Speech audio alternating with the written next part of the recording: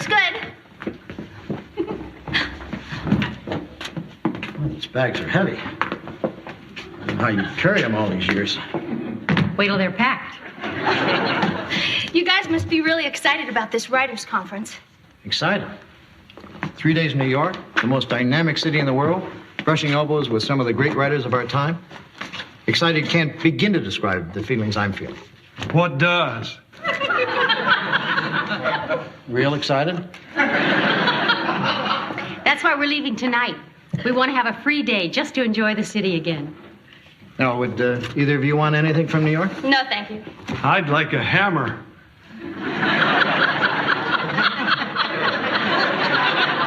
You have a hammer. Not from New York. George, I'm not going to bring you a hammer. Well, what else do they have in New York? They have anything you want. I want a hammer. Dick, if he wants a hammer... All right, if he wants a hammer, I'll bring him a hammer. Thanks. I'll take these upstairs. Boy, these are heavy.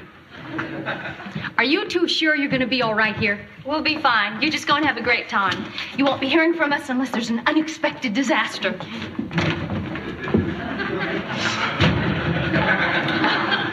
Oh, hi, everybody. What's the matter? Oh, nothing. I just came by to ask if anyone can run my cafe for the next few days.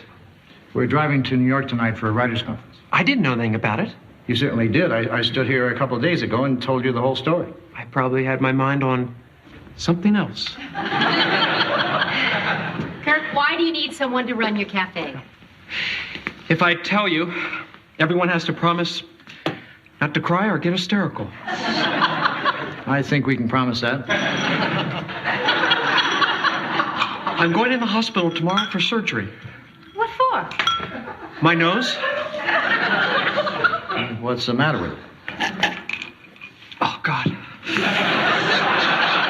Well, seeing as we're all good friends, I guess I can tell you. When I was just a kid, my older sister's favorite singer was Ricky Nelson. She had his face on a charm bracelet.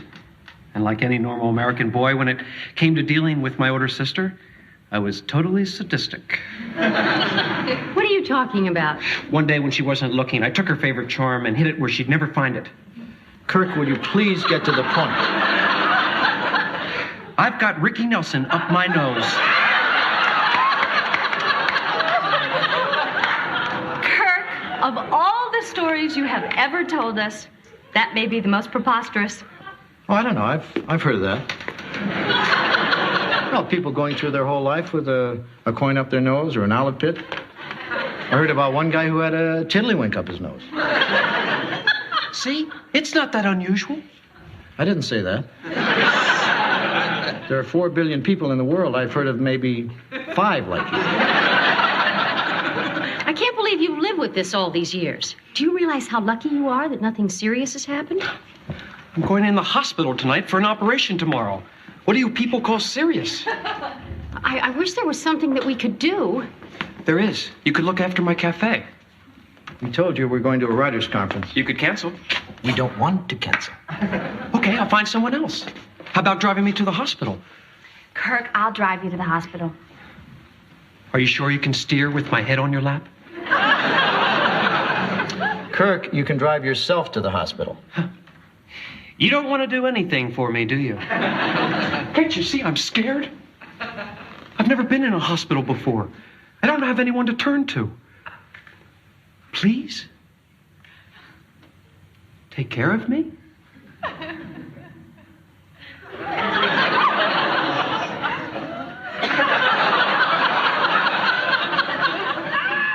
Dick, honey, we really don't have to be there a day early.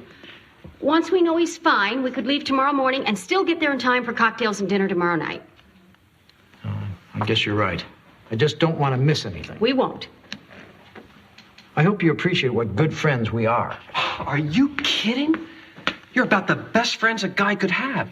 Well, best friends would cancel their trip and run my cafe. But you're that close.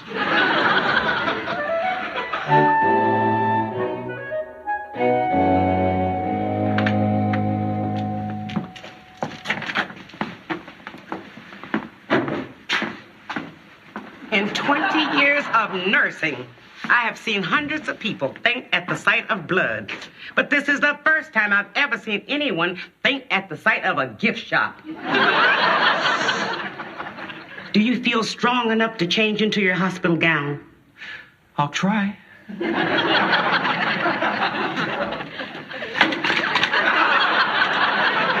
Thanks, that helped. The doctor ordered this. It'll help you relax and get a good night's sleep. Kirk,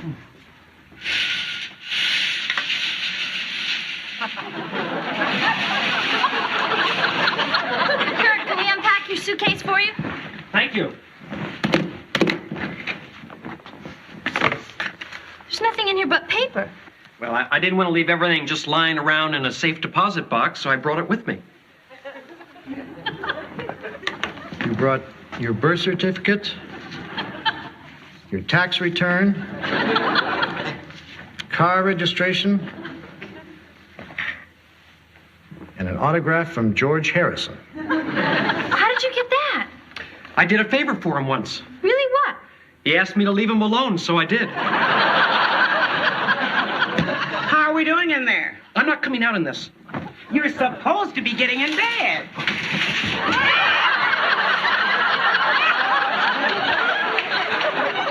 I just made it. I'll be back to check on you later.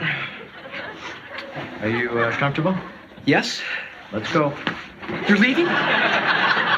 Relax, you'll be fine. Could someone at least stay with me until I fall asleep? Leslie? Oh, well, if you're really that scared, I'll stay a little while and then take a cab. Okay. Good luck. We'll check on you in the morning before we leave for New York. Oh, Dick, just one more thing before the goofballs kick in. What?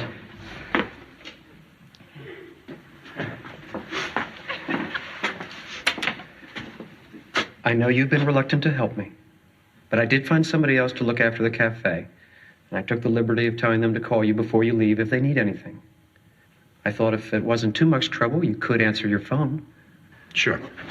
One more thing. I know the odds of anything going wrong are 1 in a trillion, but just on the fluke chance, the doctor's a butcher. Promise me something. What? On the bottom of my suitcase, you'll find my telephone bill. If I don't make it, don't mail it.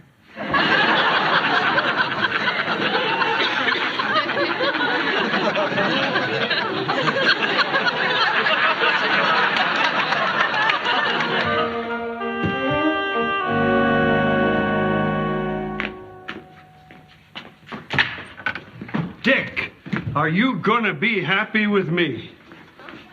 Why is that? I just saved you $40. I fixed the washing machine. I didn't know there was anything wrong with it. Neither did I. Joanna told me. What was the matter with it? Well, it's just too technical to explain. Well, you know, I'm kind of mechanically minded. No, I meant for me. Dick, I just spoke to Leslie at the hospital. Kirk's out of the operating room and everything's fine. Great. Let's go. If we leave now, we'll be there in time for cocktails. Joanna, guess what? I fixed the washing machine. George, it was the dryer. Oh, boy. Hope I can fix it before my shirts get done. Okay, you ready? Let's go. George, do you know where to reach us? Joanna, you have written down everything for George. He has to know about us, about the inn, and about life in general. Oh, honey, I'm just making sure that everything's all right. Everything is going to be fine. Now, let's get out of here before we get stuck again. That's exactly what I mean. George, get that. We're on our way to New York. Hello? Oh, just a second. Dick, it's for you.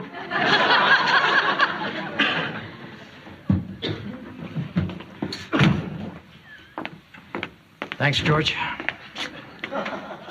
Hello? Yes, Kirk mentioned you might be calling. It's the people he got to work for him in the cafe. What's the problem? You can't get in. Well, I thought Kirk said something about hiding a key. Well, where have you been looking? Well, don't you think it'd be smarter to look near the cafe? Listen, I have an extra key here. I'll be right over with it. I know I've heard that voice before. Hello? Hello?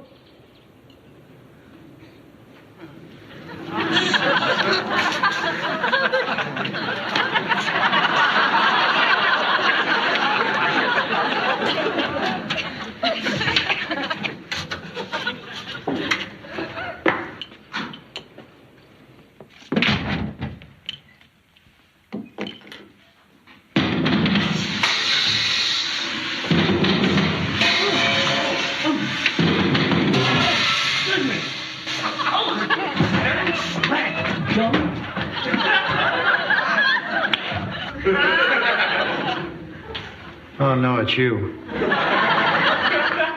Hi, I'm Larry, and this is my brother Darrell, and that's my other brother Darrell.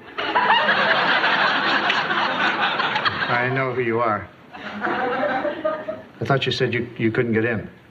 Oh, we climbed up on the roof and came down through the chimney over the grill. This may be a stupid question, but once one of you were inside,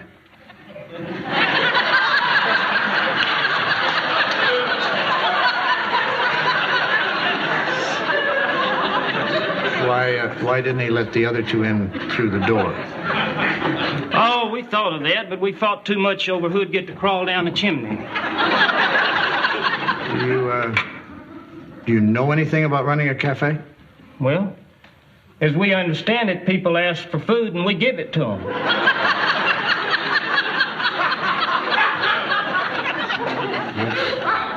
That's basically it. Do you know where the food is? Oh, yeah, right here. Got lucky on the way over. Darrell clubbed a weasel.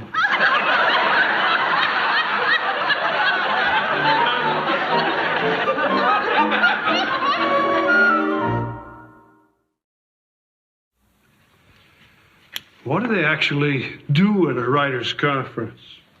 Well, all these writers get together and they exchange ideas, and they hold workshops and they attend lectures and just generally share with their peers ways and means of improving their craft.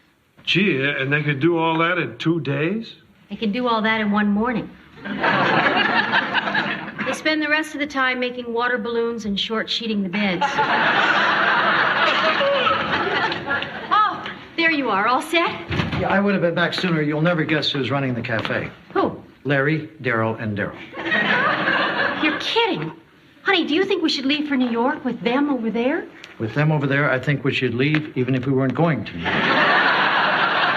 right, if we step on it, we can get there in time for the shrimp cocktail. Should I answer that? No, I may as well. It's probably Larry, Darrell, and Darrell wanting your recipe for weasel.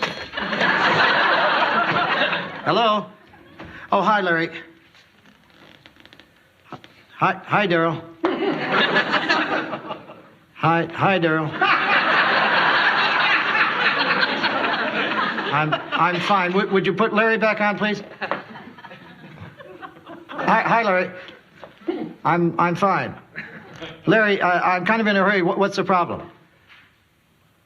The lunch crowd. Kirk doesn't have a lunch crowd. I was just over there. The place is empty. All right, I'll be right over. Now what's the matter? He says they're swamped. I don't know. They probably saw the reflection in a glass, and they think there are 3 more people over there. All right, you get in the car, and I'll be right back. I'll call you if I have any last-minute questions.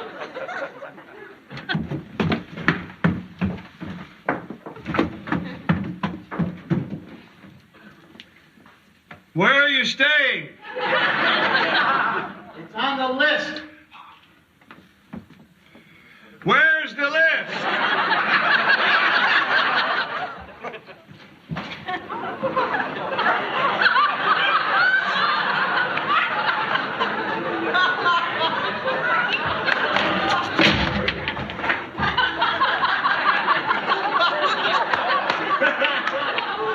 Swell, swell. What are you doing here? Are you Devane? I'm Loudon. I'm Dick Loudon. Well, we're looking for Devane. What's he done? He's supposed to make us lunch. I don't understand.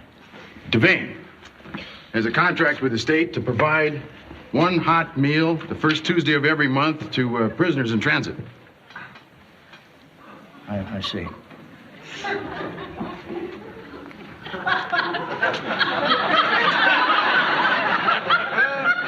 I take it Kirk didn't tell you anything about this.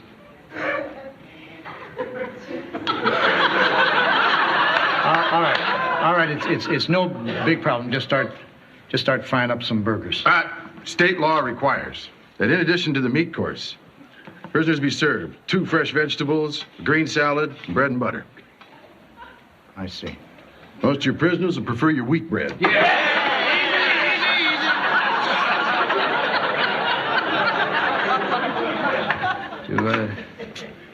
Do you guys have all of this? We got the meat.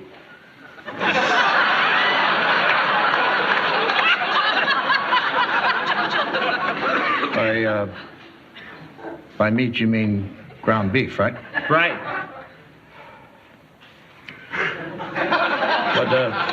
What about the vegetables? All we could find was a carrot, and Darrell ate that. Well, look, since Kirk isn't here, why don't you go to some other place this time? I'm afraid we can't do that. The state's already paid Devane. Well, that figures. Look, I feel bad about this, but I know you're all on your way to prison. But see, I have to be in New York for this cocktail party.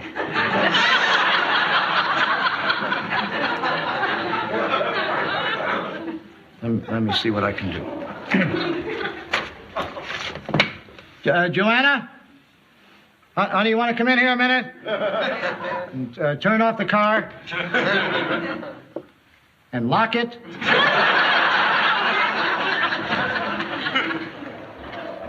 My wife's waiting in the car. We were on our way to New York for this writers conference.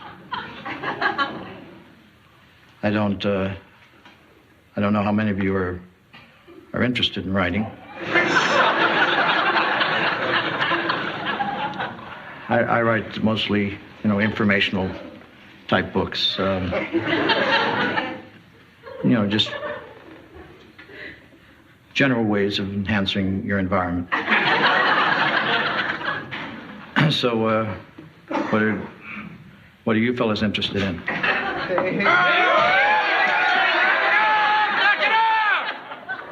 Dick, who are these gentlemen? Well, these men are being transferred to a maximum security facility up north. It seems that Kirk has some kind of deal with the state to feed them. Yeah, this will probably be the last meal they have outside of prison. Well, this food should make the transition a lot easier. These are their nutritional requirements. Where's fruit? If it doesn't say fruit, they don't need fruit. And look, if I go shopping, how long would you say it would take to feed him and get him out of here? Well, I'll hurry as fast as I can. Would it be too much trouble to ask you guys to scrape the grease off the griddle? Trouble? Grease is our middle name.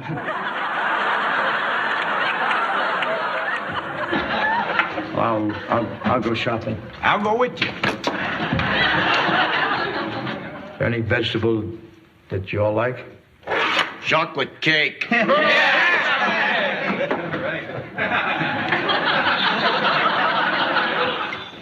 Darrell?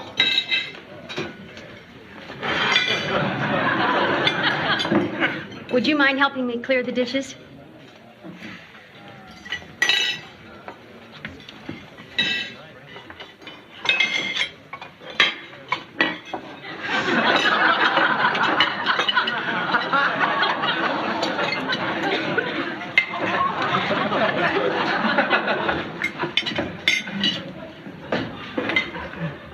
That was a delicious meal, ma'am. Thank you. I'm glad you enjoyed it. If my mother could have cooked like you, I never would have killed her.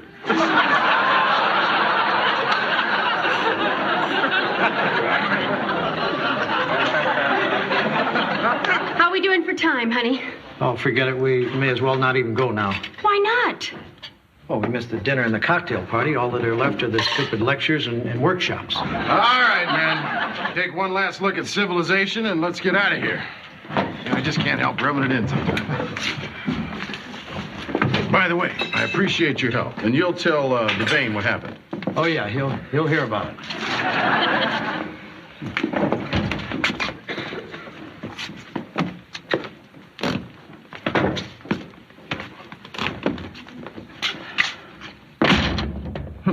There go the dregs of humanity.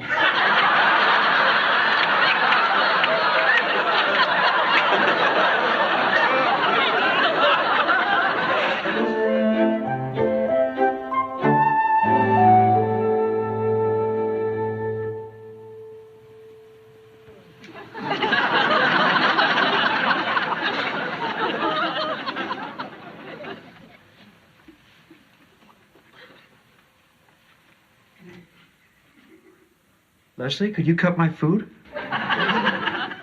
It's an egg, Kirk.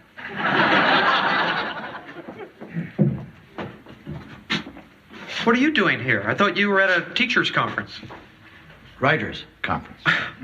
Excuse me, I've had an operation. So what are you doing here? We never left. I can see that. Dick, they didn't give me a lobotomy. I meant, what happened? Some of your friends from prison dropped by the cafe. Was yesterday the first Tuesday of the month? You know darn well it was. I'm sorry, Dick. I forgot. But if I told you in advance, would you have still bailed me out? Probably. Then what's the big deal? Look, if it makes any difference, I'm sorry you missed your whatever it was in New York. Writers' conference. But we're still going to New York for a few days. When? We're leaving right from here. And I've got to get back to school. You're leaving too? Kirk, I have classes and I have to help George run the inn. Well, what about me? I'll be here all alone with nothing to do. No, you won't. Guys?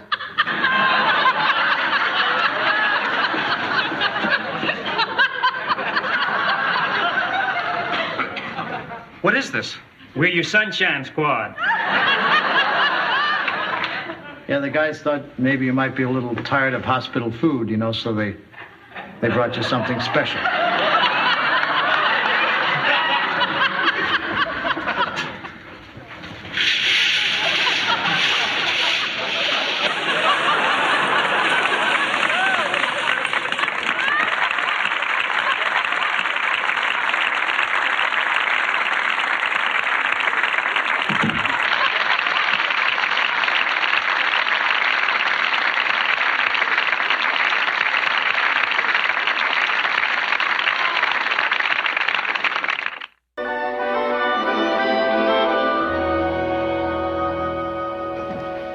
I put your bags in the car and brought it around front. Oh. Thank you. Checking out? Yes. Well, we're delighted you could share some of your time with us. Oh, you've all just been wonderful. You take care and you come back soon. Bye-bye. Absolutely. Bye-bye. Bye-bye. Nice people. Nice seeing you.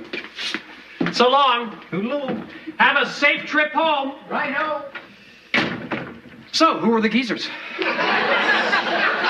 Mr. and Mrs. Cooper, they've been here a week. They never stopped by my cafe once. Mr. Cooper has a heart condition. He has to watch what he eats. And one greasy hamburger and some fries would kill him?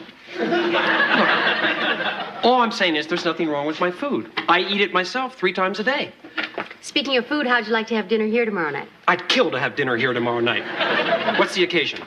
Dick's going to Boston. And you're celebrating? Of course I'm not celebrating. I'm going to miss him. He's just going for a night out with the boys. I hope I don't smell divorce in the air. He's going to a basketball game. Then what's all the fuss? There is no fuss. What are you talking about? I'm trying to plan a dinner party tomorrow night, and everybody's taking it wrong. Well, why are you planning a dinner party? Because you won't be here. Well, I hate to ruin your party, but I may be here. Oh. What happened to the game? I just got off the phone with Tommy Winston, my best friend in New York. And? You know that stupid jerk is going to elope tomorrow night? Dick, that's wonderful. That's the most selfish thing I ever heard of. Getting married is selfish? Well, that's because you don't know Tommy. I mean, Tommy is always getting married. And why did he have to pick tomorrow night? When Fred and I and Tommy had planned a whole evening in Boston. Now I have no one to go with. Joanna, Tommy and I are finished. Well, why don't just you and Fred go? I called Fred. He said it'd be no fun without Tommy. Fred and I are through, too. I'm sorry, honey. I mean, we have bench passes. That is a once-in-a-lifetime opportunity. You get to sit with him on the bench. You get to listen to the inside information. You get to hear him cuss. And now the whole thing is ruined. I mean, there's no one fun to go with. Just a big, stupid, dumb disappointment. Does anyone have a mirror? I'd like to see if I've suddenly become invisible. Kurt, would you like to go to the game? Gosh, no, Dick. I'd rather stay here with Joanna and Leslie. Maybe talk about clothes and hair. That's a sexist remark, Kirk. And I hate myself for saying it. So, how about it? Do you know anything about basketball? I know nothing about basketball, but I love Boston. I've never been to Boston. What are you trying to do, George? Worm an invitation out of Dick? Not if he doesn't want me to go. Hey, why don't all three of you go? I've never seen a basketball game. All right, the three of us will go. Oh, boy, the Three Musketeers. When do we leave? Could we leave a little early so we could see the Liberty Bell?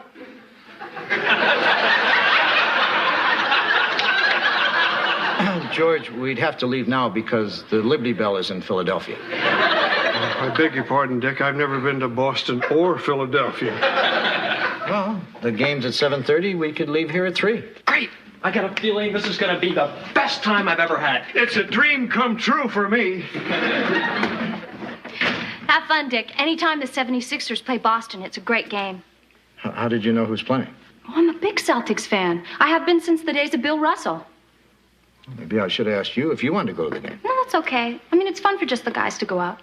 Besides, this gives Joanna and me a chance to do something really special. I've got it. What? Why don't we go to a movie, then on the way home stop and have a hot fudge sundae? 16 years and I still can't tame her.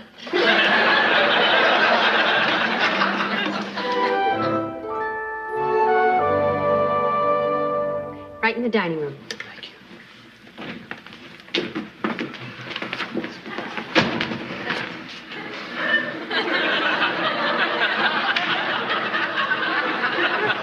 Well, we're ready to go to Boston.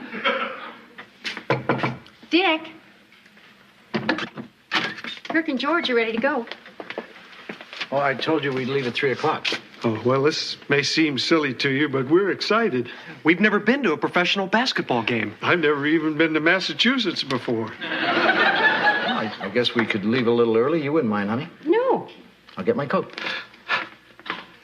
As soon as he gets his coat, we're going to Boston. I hope his coat is close to the door. Let's hit it. I'm ready. Great. Let's go. Hey, how about these babies? I bought them this morning. Cost me $85. They ought to bring the game really close. Kirk, we have bench passes. Where are they? At the edge of the court, 6 inches from the game. Want to buy these? You'll see Boston sooner. Say, thanks. I made you something to eat in the car. Great. Let me give you a hug. Better. I'll save it for later. Have a wonderful time. Yeah, we'll try. Goodbye, honey. I'll never get used to saying goodbye to you. Drive carefully. I will now. We'll see you back later tonight. Okay. Cal, bye-bye. So long. Bye. Well, the men are on their way. What shall we do? I don't know. What do you want to do? Gee, I don't know. I think I'll get my bike out of the basement and tighten the spokes.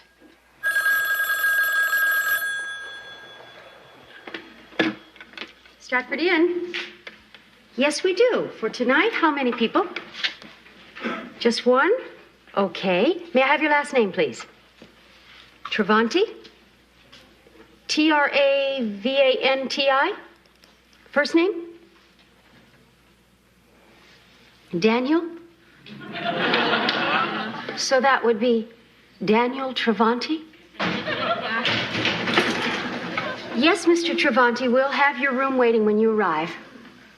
You're welcome. Goodbye. Daniel Travanti?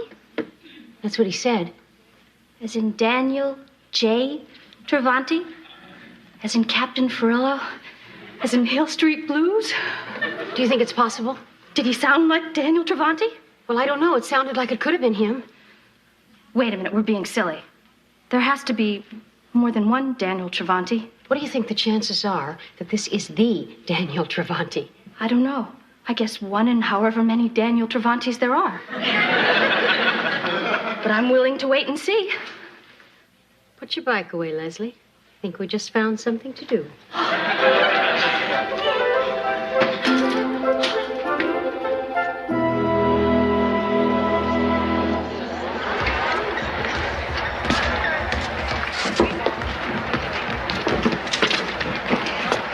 Bench pass.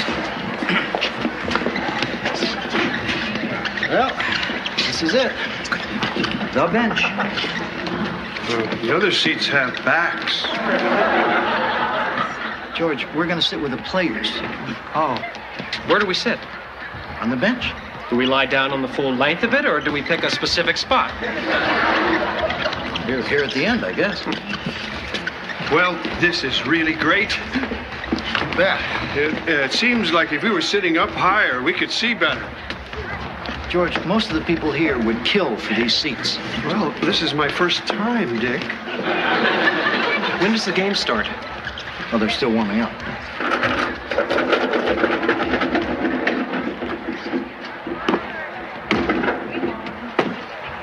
Dick? What?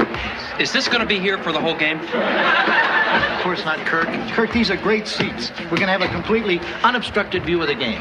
They won't make one move on the court that we can't see. Dick, are you all right? No, I got beer and hot dog all over me. Hey, how about the ball? I thought if they were thrown in the stands, you got to keep them. That's baseball. Will you throw him the ball? Are you okay? No, he's got hot dog and beer all over him. Oh, sorry about that. I thought you guys were supposed to be pros. Well, you better get to the men's room, get that mustard off before it stains. Yeah, maybe you're right. All right, I'll be back. Don't forget where we're sitting. I am sorry about that. Oh, don't worry about Dick. He loves basketball. Good.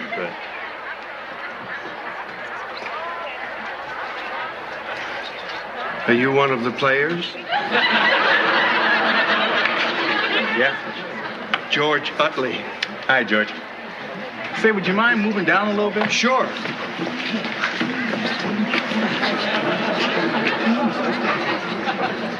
When do you play? Oh, I'm not a starter. I probably won't play at all. Do you get paid even if you don't play? Oh, yeah. How much? I make about $65,000 a year. I'm from out of town. Is that considered good money in Boston?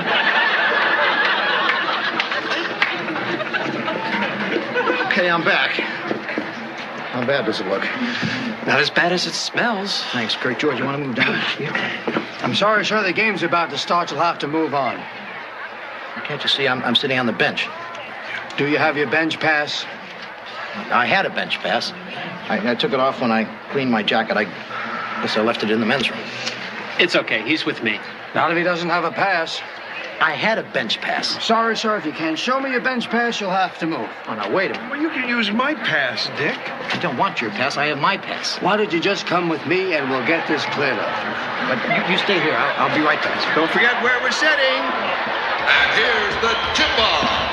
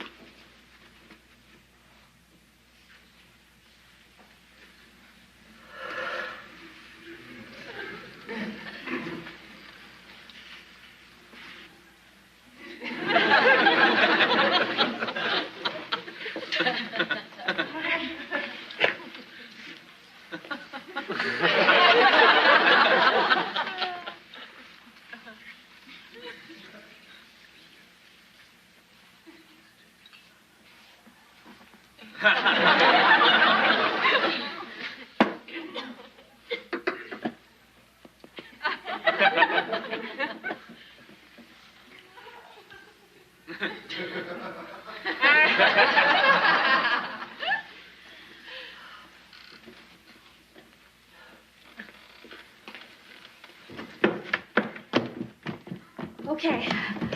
I'll keep a lookout and you change. Leslie, you look great. Thanks. Oh, Joanna, the cake turned out great. You think we're acting like idiots? I was thinking that when I was brushing my hair. Yeah. And then I'd think, what if the Daniel Travanti does show up? And then I'd brush my hair some more. You know, I rarely get excited about stars, but once in a great while, one comes along who you think is really neat. And I think Daniel Travanti is really neat. I don't think there's anything wrong in that. For years, I've thought that Robert Redford is really neat. Oh, I love Robert Redford. And Peter O'Toole. Oh, yeah. Do you like Richard Gere? Oh, God, yes. Me too. So we're not acting stupid? No. You know, if Dick were here, he'd be laughing his head off. I bet if Jacqueline Bissett were checking in, he'd be really excited. I don't know if he'd change clothes for her. Who would he change clothes for? Jill St. John. Really? Oh, yes. Oh, yes. If Jill St. John were checking into this inn, Dick would shower, shave, put on his best suit, then stammer like a schoolboy the minute he saw her. Yes. I think I just heard a car pull up. Oh, please don't be Dan. I haven't changed. Is it him? No. Just someone turning around. Okay, I'm going to run upstairs and see if I can find something there. You know, Leslie, we're going to really feel stupid if this guy shows up and he's just an ordinary man. Joanna, even if he is the Daniel Travanti, he's still just an ordinary man. You're right.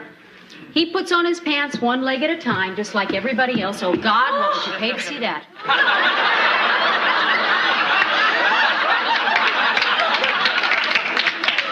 I hope the guys are enjoying their game. I know Dick. He's having the time of his life.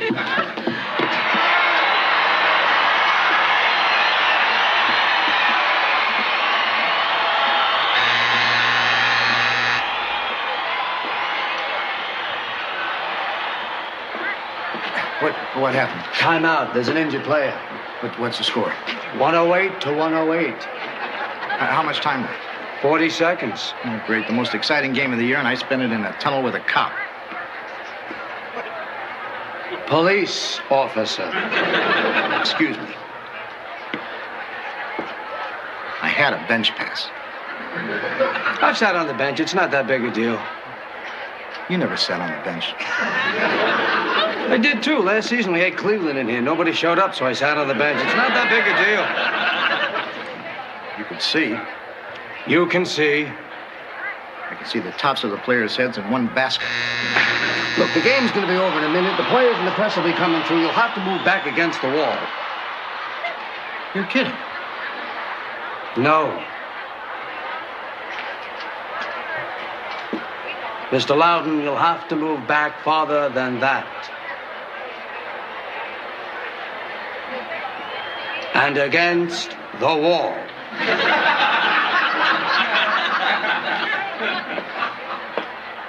Now I can't see anything. I'm sorry. Now, do you promise to stay there? I swear on my bench pass.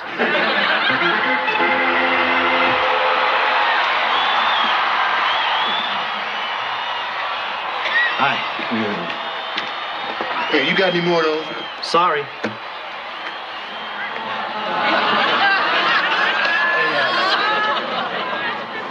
You can have mine. No, no thanks. Oh, really? You can have it.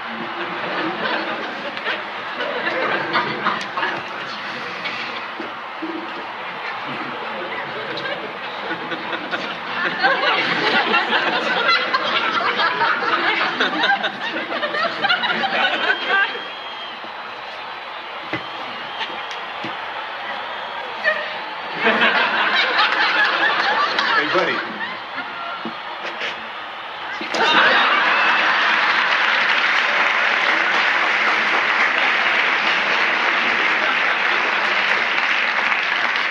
Thanks.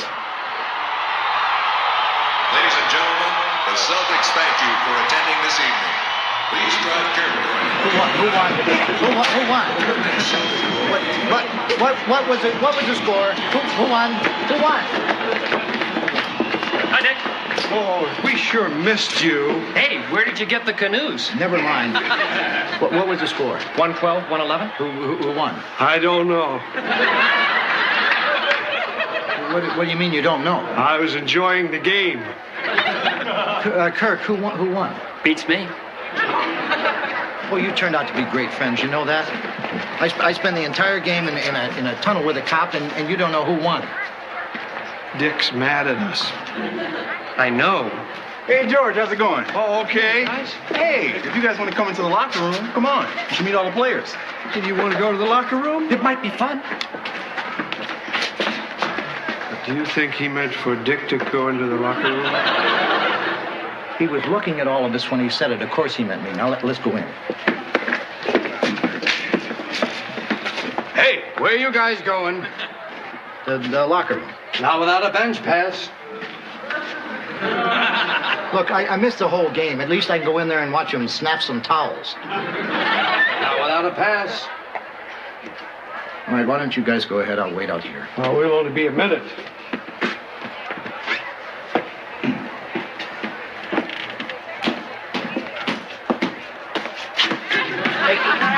Who won? Where have you been? Here. Celtics. We killed them. You didn't kill him. You only won by 1 point. Stupid bird.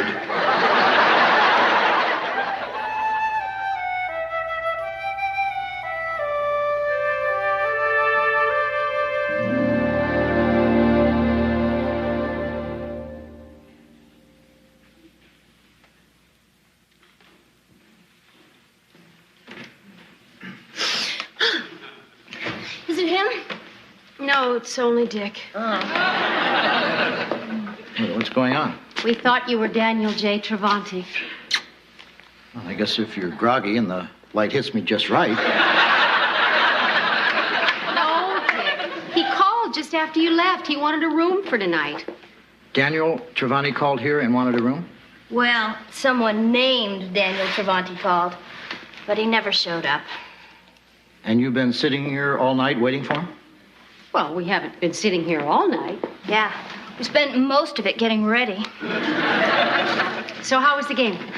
Fine. Did you sit on the bench? Yeah, I sat on the bench. And you got to meet the players? Yeah, one of them gave me his shoes. Why'd you do that? It's a custom. Professional golfers sometimes, when they win a tournament, they'll throw their ball into the crowd.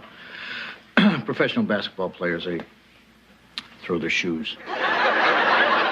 Since when? Since tonight. Really, I'd rather not talk about it. Okay. Hi. Oh, hi, George. Dick was just telling us about the game. Did he tell you that he missed the whole thing? No. Did he tell you that he had to stay in a tunnel with a policeman? No. Did he tell you that he yelled at me? You yelled at George? No. Did too. Did not. See? So, George, how was Boston? Well, it's beautiful. And the basketball stadium is huge, and I'd love to go back sometime. But maybe not with Dick. Sounds like nobody had a very good time tonight. I want to wake up in the city that doesn't sleep. You know, there are no great songs about Boston. I thought you went home. I did, but I'm still so wired from the trip. I thought I'd come over here and finish my pizza. Look, we're all tired. I think we're going to go to bed.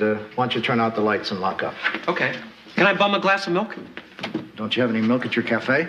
Yes, but as we all can see, I'm not at my cafe. Sure, help yourself.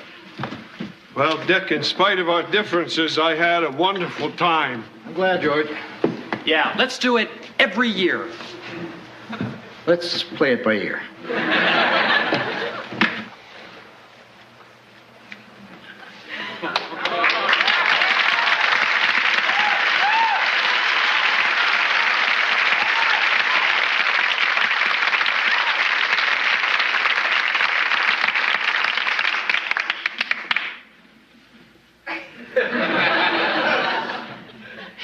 Do you know who you look exactly like?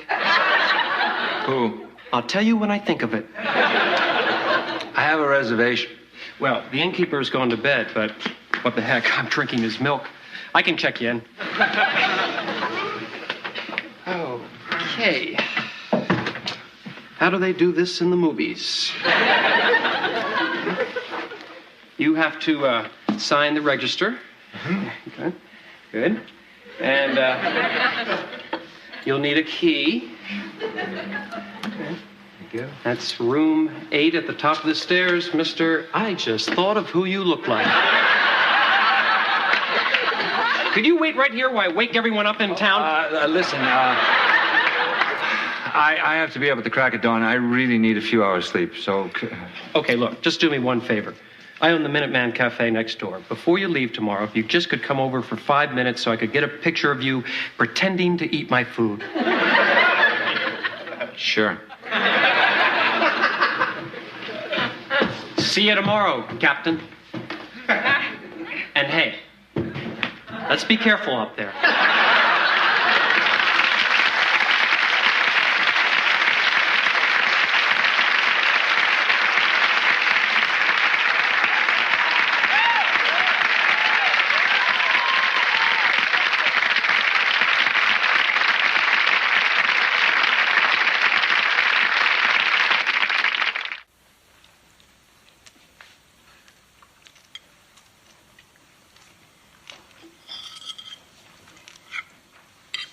Stop, Dick. Stop what? Stop hiding your figs under the toast. Joanna, don't be silly. I'm not hiding figs under my toast.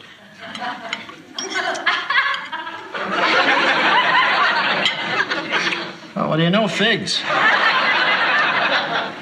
We talked about this before. Now you've got to start eating better, and that means getting more fruit in your diet. I don't like people telling me how to eat. That's why I became a grown-up.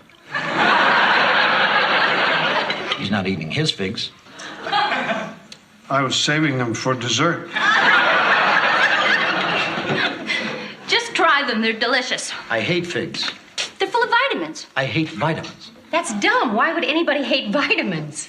Because they come in things like figs.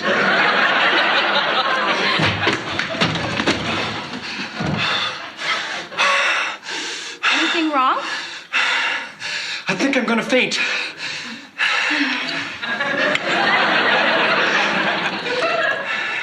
I really think I'm gonna faint. Stop clowning, Kirk. Wait a minute. Oh, God. I don't think he's lying. Oh, God. No. Let's get him to a chair. Kirk? Oh, come on. What happened? Take it easy. Take it easy. I'll get a cold towel. I'll get him some water. I'll get him some figs. Dick! Kirk, what's the matter? A man just held up my cafe. What? What? Was anyone hurt? No, fortunately, being breakfast, the place was empty. Well, what happened? This guy came into my cafe. He looked like all my other customers. Hostile, nervous, trembling. I said, "Can I help you?" He said, "Yeah." Then he grabbed my radio off the counter and threatened to hit me over the head with it if I didn't give him all my money. He actually said that? I think so. All I could really hear was Melissa Manchester singing "Don't Cry Out Loud." How much money did he get? All my life savings, $2,000. $2,000? You said you were broke. How'd you save $2,000? Same way as everybody else. It was my tax refund. Kirk, this is terrible. Did you call the police? No, I was too upset to do anything like that. You should call your insurance company. Them I called. Well, then just try to calm down. You weren't hurt, and your insurance company will reimburse you for everything. I hope so. I don't know. I don't trust anyone anymore. Kirk, it was just one incident. You can't stop trusting people.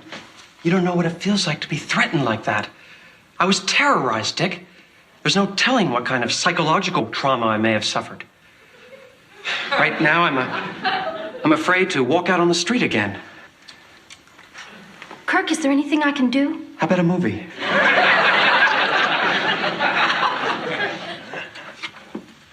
Here you go. You'll be in room 8, and I'll have somebody bring your bags up in a minute. Thank you. Oh, Dick, this is Mr. and Mrs. Powell. They're spending their honeymoon with us. Oh, congratulations. We hope you enjoy your stay here. Thank you. I'm sure we will. Well, here we go.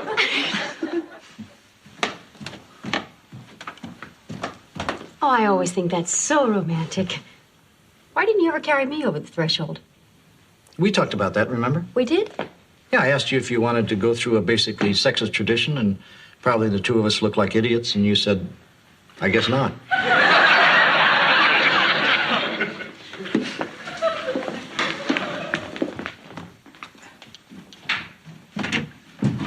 Hi. I'm looking for the owner. Hi. You found him. Hi. Tom Carson, World Mutual Home and Casualty. Oh, Dick Loudon, and we don't need any insurance. Mr. Loudon, we're the insurance carrier for the Minuteman Cafe. I'm investigating the robbery they had over there earlier this week. Oh, yeah. Just making my report. Need to ask a few neighbors some routine questions concerning Mr. Devane's character. Well, I can certainly vouch for the fact that he's a character. Yeah. How long have you known Mr. Devane? Actually, not that long. But during the time you have known him, he's impressed you as being pretty reputable? Yes. Yes, he's pretty reputable. Of course, you know, it depends on your definition of reputable. Would you say he's basically an honest person? Yes. Basically. I'm just trying to determine whether or not Mr. Devane is an honest man, and I sense some evasiveness on your part. Well, I'm certainly not trying to be evasive. Well, then would you please just answer the question, yes or no? What question is that? Is Mr. Devane honest? Look, I'm sure Kirk didn't lie about the robbery. Are you saying he lies about other things? He fibs. He fibs for fun. He's a fun fibber. Mr. Loudon, what you're saying is very serious. No, it isn't. Yes, it is. You're saying Mr. Devane can't be trusted. I never said that. Never said what? I never said that Kirk couldn't be trusted. You say that all the time. Who's this? George Utley. Do you know Kirk Devane? Sure. If you had to, would you describe him as basically honest or basically dishonest? Well, that depends. On what? Who are you? This is Mr. Carson. He's investigating the robbery at Kirk's Cafe. See, anytime anyone claims to be robbed and we don't know whether or not they're telling the truth, we have to investigate. Well, I know Kirk is telling the truth. How do you know that? Well, because when Kirk told us about it, Dick said, I don't think he's lying this time. Well, I'd like to thank both of you gentlemen very much for your help. Mr. Carson, I hope we didn't give you the wrong impression of Kirk. Don't think so. Shoot. What's wrong? Oh, I think I got Kirk in trouble. I feel like a traitor. I feel like the worst kind of turncoat. Oh, I feel the same way. Well, why? You didn't do anything. No, I meant about you. That was delicious. Thank you. Have a good day. Thanks, we will.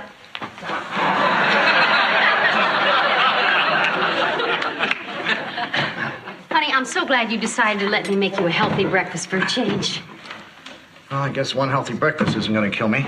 I know after you eat this, you're going to have more energy and you're going to feel better all day. Morning, Dick.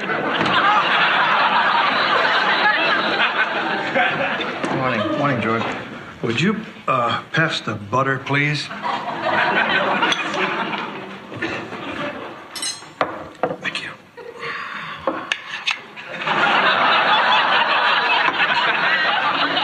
Would you pass the jam?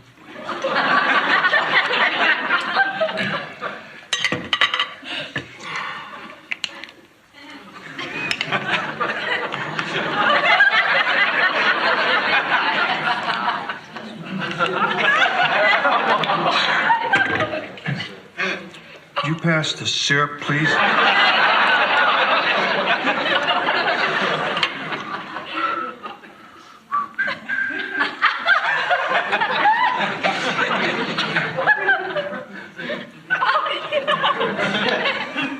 Thank you.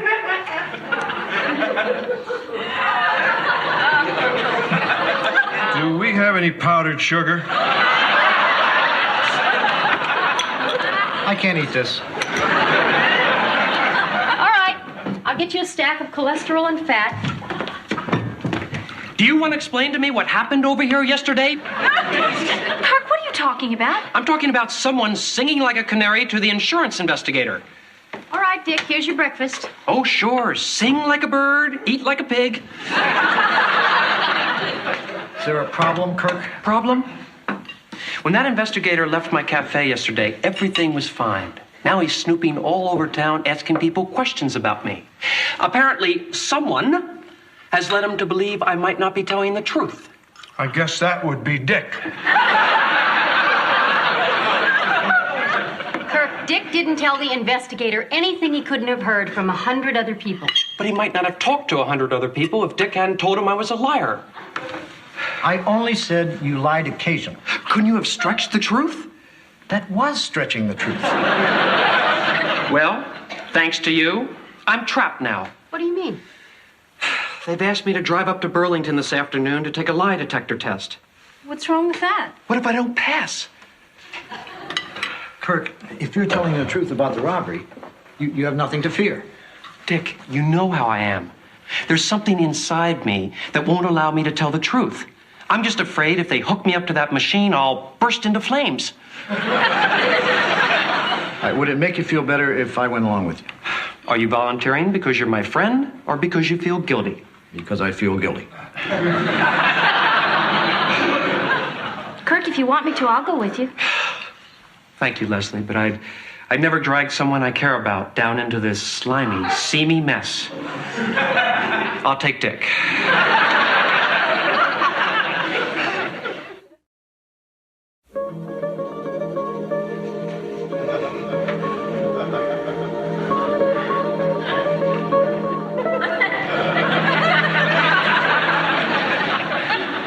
If I pass out, you won't let my head hit the floor, will you? Kirk, relax. It's going to be fine. This is all so sick, Dick. Hooking people up to machines, probing their minds, injecting them with electrical impulses, making them pay for parking. Kirk, you don't have to go through this. I do if I want to get what's rightfully mine. The money I got from cheating on my taxes. Mr. Devane, here's the water you asked for. Thanks. Could you throw it on the machine? He's joking. And now, Mr. Devane, as I said before, I'll be instructing you through the test. You'll be asked a series of questions in random order. Your answers will be registered according to your blood pressure, respiration, and skin response, so it is important that you remain calm. Remember, all of your responses are to be yes or no. Yes or no. Do you understand? Yes. Very well. Let's begin. Is your name Kirk Devane? Yes. Are you a resident of Vermont? Yes. Have you ever been convicted of a felony? Yes. Are you in this country illegally? Yes. Wait a minute. Kirk, you're not even listening to the questions. What? You're not listening to what he's asking. What did he say? Why don't we begin again? Now, just relax and pay attention. Okay, yes. Is your name Kirk Devane? Yes. Do you run the Minuteman Cafe? Yes. Do you use illegal narcotics on a regular basis? Yes. Wait a minute, he's doing it again. I don't understand. I'm not getting any variation. You mean the machine isn't registering that he's lying? It barely registers anything. The pens haven't moved. According to this, he's in a coma.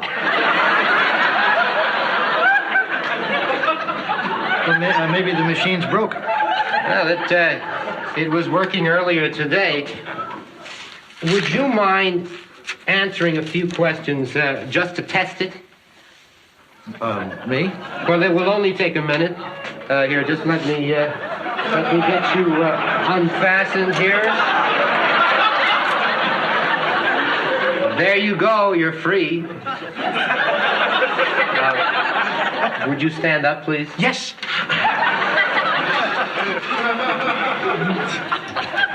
Kirk, would you hold my coat? Yes.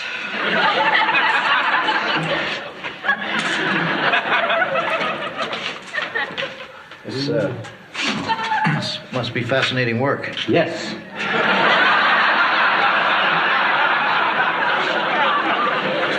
I've never taken a polygraph test before, but then again, why would I? What do they call you? Polygraphers? Polygraphists? Lie guys? The actual term is polygraph examiner, but you can call me Polly.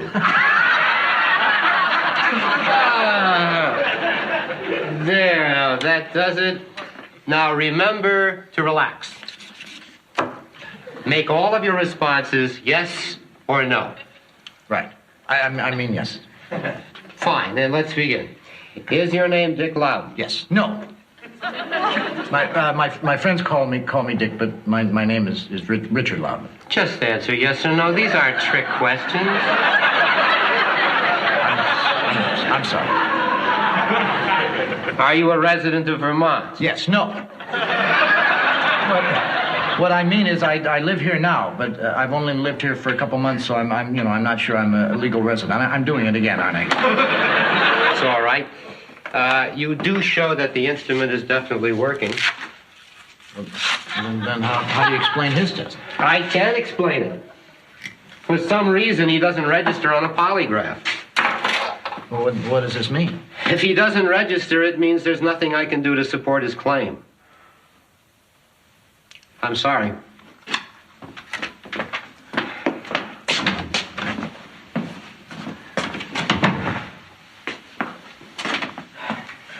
I'm sorry too, Kurt. Looks like the only way I'm going to get my money back now is to go out and find the guy who stole it. How are you going to do that? We'll ask around. We'll start with the seediest place in town. That would be your place. Okay, we'll start with the second seediest place.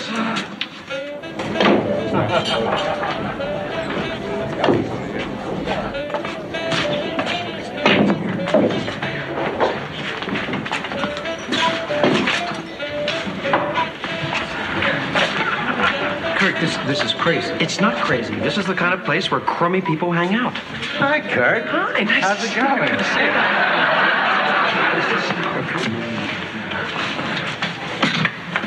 Kurt, what are we doing here? Looking for my robber.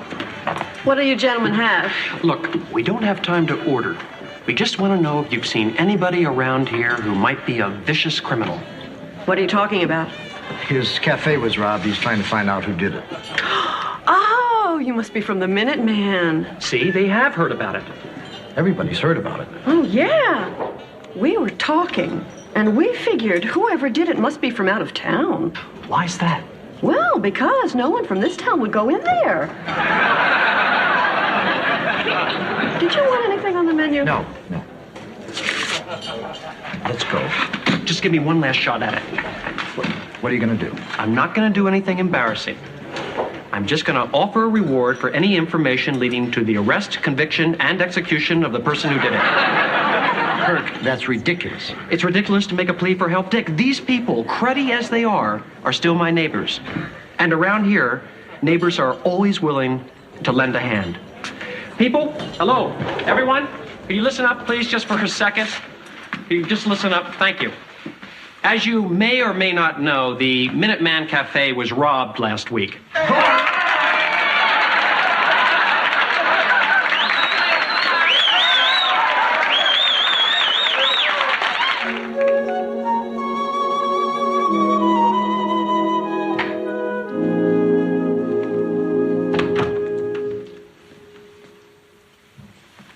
Say, would you teach me how to do that? Do what? Sew. George, why do you want to learn how to sew? Well, every once in a while I knock a button off of one of my shirts and I'd like to be able to sew it back on. This is one of your shirts. Oh? Well, never mind.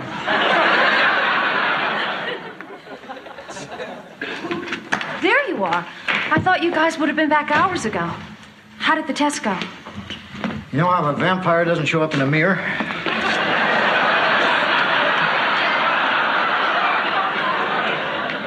Kirk doesn't show up in a lie detector test. What do you mean? It was a waste of time. The test didn't prove anything. Well, if the test didn't prove anything, what happens now? Well, we don't know for sure, but it doesn't look good. 2,000 hard-earned bucks down the drain. Look, Kirk, I know you're feeling lousy, but it's not the end of the world. You know, you're right, Dick. I feel totally better. All right, I know it's a cliche, but instead of feeling down, just, count your blessings. Okay, let's count them. I'm broke, I'm alone, I have no credibility, and I'm good looking. That's 1 out of 4. I've been listening to you all day go on like this, and I'm trying to be sympathetic, but I think you're overlooking one thing. This whole ordeal is your fault. Let's give a hand for the most insensitive man in America. It's not insensitive, it's true. It's this whole ordeal is the classic story of the little boy that cried wolf. What story is that?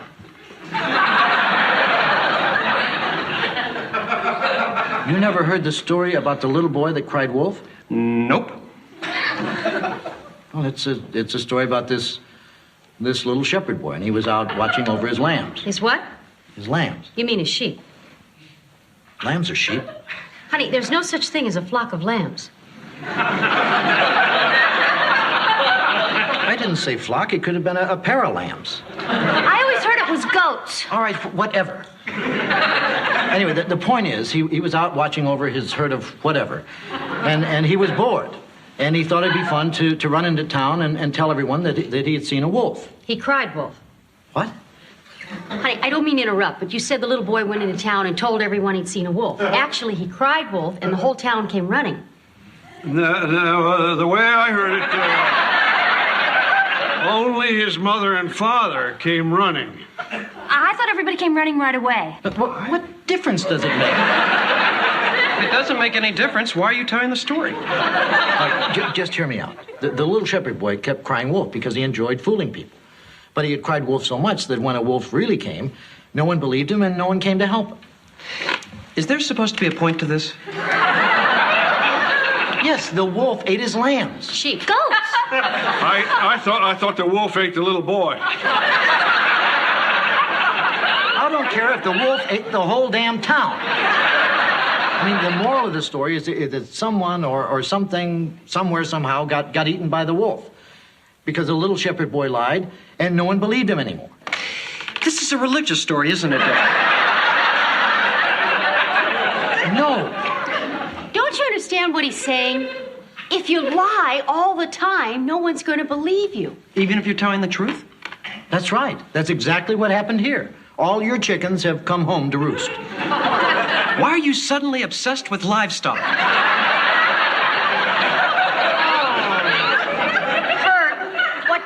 Trying to say is that when you were telling all those lies, they may have seemed harmless. But at a time like this, you see, it's really important that people believe you. All right, just give me a second to think about this. You're saying the $2,000 I lost is paying for all the hundreds and hundreds and hundreds of senseless and stupid lies I've told in the course of my life? I think that's right. It's not fair. Who said life was fair? That might have been me.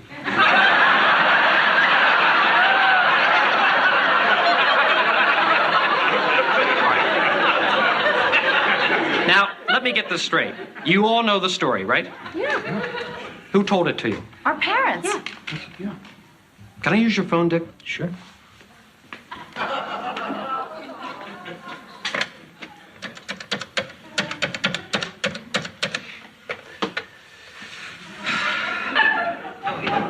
Hi, Mom.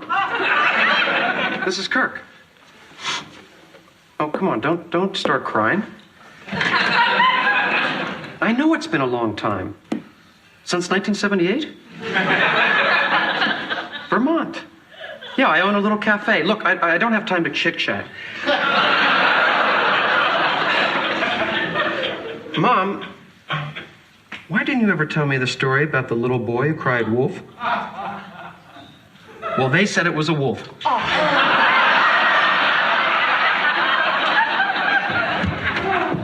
Of course I love you. Do I have to keep telling you that over and over and over again? Every 5 years, I love you.